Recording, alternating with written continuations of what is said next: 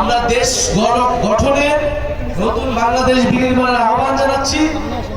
যে ফ্যাসিবাদী সরকার যে পতন হয়েছিল, একটি নতুন বন্দোবস্ত এবার আমাদের প্রতিষ্ঠা করতে হবে।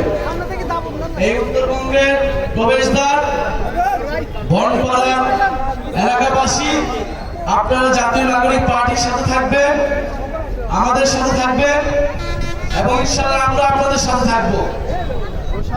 আপনাদের এখানে যে সন্ত্রাস, চাঁদাবাজি, হত্যাকাণ্ড, আমরা এই সব কিছুর বিচার চাই।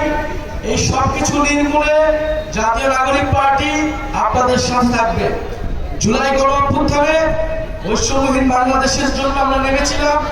আমরা এখন চাঁদাবাজ এবং সন্ত্রাস মুক্ত বাংলাদেশের দাবিতে রাজপথে নেমেছি।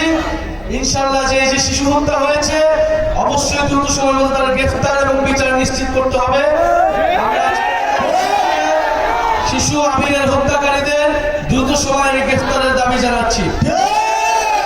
আমাদেরকে ক্ষমাপূর্বক দৃষ্টিতে দেখবেন যে আমরা অল্প সময়ের জন্য আপনাদেরকে সময় দিতে পারলাম, কারণ আমাদের সিরাজগঞ্জ এবং পাবনায় আমাদের নাটোরের প্রোগ্রাম শেষ হয়েছে। আর দুইটি জেলা মানুষ এখনো দাঁড়িয়ে আছে, তো আমাদেরকে আসলে যেতে হবে।